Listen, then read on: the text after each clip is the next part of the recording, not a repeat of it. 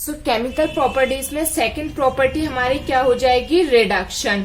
ठीक है, रिडक्शन में क्या होता है, एडिशन ऑफ हाइड्रोजन को क्या बोलेंगे हम, रिडक्शन बोलते हैं। क्या बोलते हैं, एडिशन ऑफ हाइड्रोजन। ठीक है, तो इसमें हम क्या करते हैं, थायोफीन लेते हैं। ये हमारा क्या है, थायोफीन। इसकी रिएक्शन करवा देते हैं हम 4H से। कितने H अटैच करते हैं, 4। अब ये कैसे याद रखें कि कितने H अटैच करना है, क्या करना है, तो यहाँ पर 2 डबल बॉन्ड है, तो एक H यहाँ, एक H यहाँ, एक H यहाँ, एक H यहाँ, तो 2 और 2 4H। ठीक है, तो कैसे याद रखोगे, 1 2 3 4, तो यहाँ पर 4H को अटैच करना है। और प्रेजेंस में क्या लेना है, C2H5ONA। ठीक है, C2H5ONA की प्रेजेंस में करना है। तो यहाँ पर ये जो 4 हाइड्रोजन्स हैं, ये इससे जाके अटैच हो जाएंगे। देखो कैसे, यहाँ पर ये S और यहाँ पर ये S। यहाँ पर जब ये हाइड्रोजन्स अटैच हो जाएंगे तो यहाँ पर ये डबल बॉन्ड रिमूव हो जाएगा। ठीक है, तो ये क्या हो गया, रिडक्शन हो गया। किसकी प्रेजेंस में हो गया, C2H5ONA की प्रेजेंस में हो गया। ठीक है, और हमने कितने 4 हाइड्रोजन लिए, 4 कैसे, 1 2 3 4। एक तो ये टाइप होता है, और इसमें सेकंड टाइप में हम क्या लेते हैं, निकेल लेते हैं। यहाँ पे हमने क्या लिया, ये अपना थायोफीन लिया। थायोफीन की रिएक्शन किससे करवा दी, यहाँ पे हम बता देते हैं, रेनी निकेल। ठीक है, इसकी प्रेजेंस में करवा देते हैं। और यहाँ पर हम 6 हाइड्रोजन्स लेते हैं, तो यहाँ पर हमारे पास फॉर्मेशन हो जाता है N ब्यूटेन का। Butane meth eth pro but. ठीक है, तो यहाँ पे CH3, यहाँ पे CH2, यहाँ पे हमारे पास CH2 और यहाँ पे ये CH3 प्लस NiS, ये निकेल, और यहाँ पे ये NiS रिमूव हो जाता है, और यहाँ पर हमारे पास N ब्यूटेन का फॉर्मेशन हो जाता है। जब हम निकेल्स की प्रेजेंस में इसका क्या करते हैं, रिडक्शन करते हैं। तो यहाँ पर हम कितने हाइड्रोजन्स लेते हैं, 6 लेते हैं। और यहाँ पर हम ये क्या लेते हैं, हम ये रिएक्शन अलग से पूछ लेते हैं आपसे कि अगर हमने थायोफीन लिया और 6 हाइड्रोजन्स लिए और रेने निकेल की प्रेजेंस में इसकी रिएक्शन करवाई तो किस चीज का फॉर्मेशन होगा, तो N ब्यूटेन का फॉर्मेशन होता है। किसका, N ब्यूटेन। ठीक है, यहाँ पे ये ब्यूटेन, इस टाइप से इसका रिडक्शन हो जाता है। नेक्स्ट केमिकल प्रॉपर्टी है ऑक्सीडेशन। ठीक है, तो ऑक्सीडेशन में क्या होगा, addition of oxygen is called oxidation. ठीक है, इसमें क्या होगा, ऑक्सीजन का एडिशन हो जाएगा। फॉर एग्जाम्पल ये हमारे पास क्या है, थायोफीन है। ठीक है, इसकी रिएक्शन हम कराते हैं, यहाँ पर हम ऑक्सीजन ले लेते हैं। ठीक है, और किसकी प्रेजेंस में कराते हैं, KMnO4 की प्रेजेंस में कराते हैं, हॉट KMnO4 की प्रेजेंस में कराते हैं। तो यहाँ पर हमारे पास क्या होता है, सल्फर से ऑक्सीजन जाके अटैच हो जाता है इस टाइप से। ठीक है, यहाँ पर इसके पास ऑक्सीजन तो होते ही हैं, तो ये क्या होता है कि यहाँ पर 2 ऑक्सीजन लेते हैं और यहाँ पर ये अटैच हो जाता है। इसको बोलते हैं थायोफीन सल्फोन। थायोफीन सल्फोन, इसका फॉर्मेशन हो जाता है। ठीक है, तो यहाँ पर ये हमने इसका करा दिया ऑक्सीडेशन। ठीक है, अब हम देखते हैं इसका basic nature. Next chemical property है बेसिक नेचर। बेसिक में क्या होता है, बेस कौन होते हैं, जो इलेक्ट्रॉन को डोनेट कर लेते हैं। तो यहाँ पर हमारे पास हमें ये देखना होगा क्या इसके पास एक्स्ट्रा इलेक्ट्रॉन्स है डोनेट करने के लिए, तो हाँ, इसके पास ये लोन पेयर प्रेजेंट है जो ये इसको डोनेट कर सकता है। जब इसको ये डोनेट कर सकता है मीन्स ये बेसिक नेचर को शो करता है। तो क्वेश्चन आता है कि थायोफीन के बेसिक नेचर को एक्सप्लेन कीजिए, explain basic nature of thiophene. तो हमें लिखना होगा कि इसके सल्फर के पास लोन पेयर्स प्रेजेंट होते हैं जिसकी वजह से ये बेसिक नेचर को शो करता है, प्लस इसकी हम रिएक्शन करवा देंगे HCl से। ठीक है, जो हम इसकी HCl से रिएक्शन करवाते हैं यहाँ पर, तो ये क्या होता है, इस टाइप से यहाँ पे S और यहाँ पर ये इसके साथ H और यहाँ पे ये डॉटेड बॉन्ड के साथ Cl इससे अटैच रहता है। ये कंप्लीटली इससे दूर नहीं जा पाता है, यहीं पे ये रिवॉल्व करता रहता है। ठीक है, तो इस टाइप से इसके बेसिक नेचर को हम शो कर सकते हैं। ठीक है, इसी में हमारा सेकंड क्वेश्चन बनता है, क्या ये एसिडिक नेचर को शो करेगा? तो ये एसिडिक नेचर को शो नहीं करेगा। इसलिए नहीं करेगा क्योंकि जो एसिडिक होते हैं, एसिड्स होते हैं, लुईस कॉन्सेप्ट के अकॉर्डिंग वो लोन पेयर एक्सेप्टर होते हैं।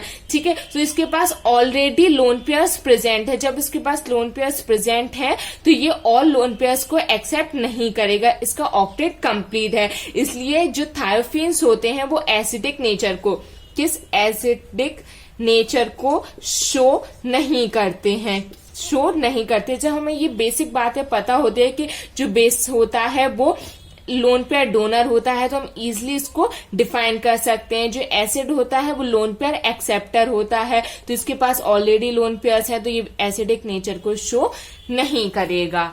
ठीक है, बाद हमारा नेक्स्ट आता है रेजोनेंस। ठीक है, यहाँ पर हमें इसके रेजोनेंस को भी, रेजोनेटिंग स्ट्रक्चर को भी डिफाइन करना पड़ेगा, जो कि हम डिफाइन कर चुके हैं इलेक्ट्रोफिलिक सब्स्टिट्यूशन रिएक्शन में। तो अगर आप चाहें तो यहाँ पर फिर से इसके रेजोनेटिंग स्ट्रक्चर को खुद से बना सकते हैं। ठीक है, नहीं तो वीडियो को बैक में ले जाके देख सकते हैं। ठीक है, इसके बाद हम इसकी किसकी एरोमेटिक कैरेक्टर के बताएंगे, क्या ये एरोमेटिक होते हैं, एरोमेटिक कैरेक्टर को शो करते हैं या नहीं करते हैं। तो एरोमेटिक कैरेक्टर को शो करने के लिए हकल एक साइंटिस्ट थे जिन्होंने अपना रूल दिया था।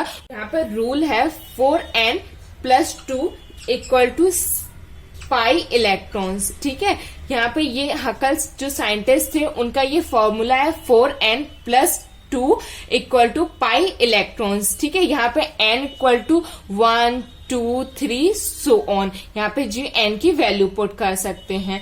ठीक है, तो सबसे पहले हम थायोपिन का स्ट्रक्चर ड्रॉ कर लेंगे। ये हमारा थायोपिन का क्या हो गया, स्ट्रक्चर हो गया। ओके, तो यहाँ पर हम क्या करेंगे, 4n+2, यहाँ पे पाई बॉन्ड्स कितने हैं, एक और एक, दो। कितने पाई बॉन्ड्स हैं हमारे पास, 2 पाई बॉन्ड्स हैं, तो 1 2 3 4। तो यहाँ पर हमारे पास 4 ये इलेक्ट्रॉन्स हो गए, प्लस 2 किसके हो जाएंगे, यहाँ पर हमारे पास सल्फर के हो जाएंगे। सल्फर के क्यों हो जाएंगे, क्योंकि ये भी रेजोनेंस में पार्टिसिपेट करता है। तो कितने, 1 2 3 4 5 है, तो यहाँ पर हमारे पास कितने इलेक्ट्रॉन्स हो जाएंगे, 6 इलेक्ट्रॉन्स हो जाएंगे। तो यहाँ पे हम n की वैल्यू को कैसे फाइंड करेंगे, 4n = 6 - 2, तो यहाँ पे 6 - 2 4 हो जाएगा, तो 4n n = 1 आ जाएगा। अगर n की वैल्यू 1 2 3 4 5 आती है तो ये कैसा होता है, एरोमेटिक। ठीक है, बाय चांस n की वैल्यू आ जाती है हमारे पास 1.5 1.7, तो ये कैसा हो जाता है, anti aromatic, sorry non aromatic. कैसा हो जाता है, नॉन एरोमेटिक। ठीक है, अगर पॉइंट्स में वैल्यू आती है तो वो नॉन एरोमेटिक हो जाता है। ठीक है, इससे ये क्लियर होता है कि जो हेट्रोसाइक्लिक कंपाउंड्स होते हैं वो एरोमेटिक कैरेक्टर को शो करते हैं। ठीक है, अब बात करते हैं हम इसकी एमओ पिक्चर की, मॉलिक्यूलर ऑर्बिटल। यहाँ पर हम बनाने वाले हैं एमओ पिक्चर, किसकी, थायोफिन की। बहुत इजी होता है बनाने में, और ये एग्जाम में 2 नंबर में आपसे पूछा जा सकता है, कुछ भी पूछ सकते हैं। बेसिक कैरेक्टर और एमओ पिक्चर पूछ सकते हैं, aromatic character plus MO picture पूछ सकते हैं। तो ये आपको बनानी आनी चाहिए क्योंकि ये एग्जाम में पूछी जाती है, तो बहुत इजिली बनाएंगे हम। तो यहाँ पर 4 कार्बन्स प्रेजेंट है, तो 1 2 3 4, यहाँ पे हमने 4 कार्बन बना दिए। यहाँ पे 4 हाइड्रोजन अटैच है, हमने यहाँ पे 4 हाइड्रोजन्स को भी अटैच कर दिए। एक सल्फर है, यहाँ पे सल्फर को अटैच कर दिए। यहाँ पे एक सिंगल बॉन्ड, यहाँ सिंगल बॉन्ड, और ये सब सिंगल बॉन्ड से अटैच कर दिए। अब जो कार्बन का configuration C6 means 1s2 2s2 और 2p2 होता है। ठीक है, मीन्स p ऑर्बिटल है। p ऑर्बिटल का स्ट्रक्चर ऐसा होता है, कैसा, ऐसा, इस टाइप से। यहाँ पे ये होगा और यहाँ पर ये होगा। अब यहाँ पे ये डबल बॉन्ड प्रेजेंट है, मीन्स यहाँ शेयरिंग हो रही होगी, यहाँ शेयरिंग हो रही होगी, यहाँ, और यहाँ पे ये जो लोन पेयर्स होते हैं इसके, वो भी किसमें पार्टिसिपेट करते हैं, कार्बन में के साथ रेजोनेंस को शो करते हैं। तो यहाँ पर डॉट डॉट से हम इसके पार्टिसिपेशन दिखा देंगे इसकी p ऑर्बिटल्स में। ठीक है, अब हम अगर इसके हाइब्रिडाइजेशन की बात करते हैं तो यहाँ पे एक सिंगल बॉन्ड और एक लोन पेयर, तो क्या हो जाएगा, sp2 हाइब्रिडाइजेशन हो जाएगा। ऐसे अगर हम कार्बन का देखें तो यहाँ पर ये एक सिंगल बॉन्ड, यहाँ पर एक सिंगल बॉन्ड और यहाँ पे एक सिंगल बॉन्ड। तो कार्बन और sulphur both are so sp2 hybridisation. ठीक है, तो इस टाइप से अगर एमओ पिक्चर आता है तो हम इजिली बता पाएंगे और उसको ड्रॉ भी कर पाएंगे कि किस टाइप से इसका एमओ पिक्चर होता है, किस टाइप से इसमें शेयरिंग होती है और ये sp2 हाइब्रिडाइजेशन को शो करते हैं।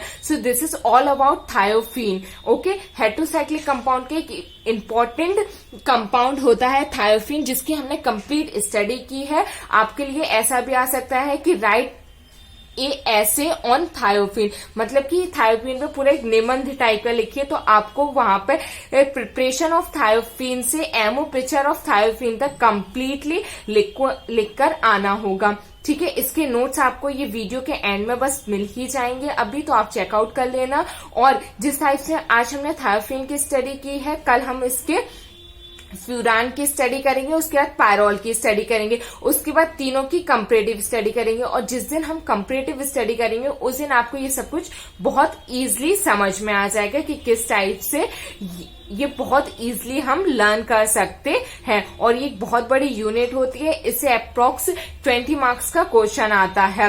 मीन्स 15 मार्क्स का लॉन्ग आ जाता है और 2-3 मार्क्स के इसके शॉर्ट क्वेश्चंस आ जाते हैं। शॉर्ट क्वेश्चन बहुत इजी रहते हैं, तो आप इजीली इनको अगर अच्छे से पढ़ते हो तो कर लोगे। Thank you so much.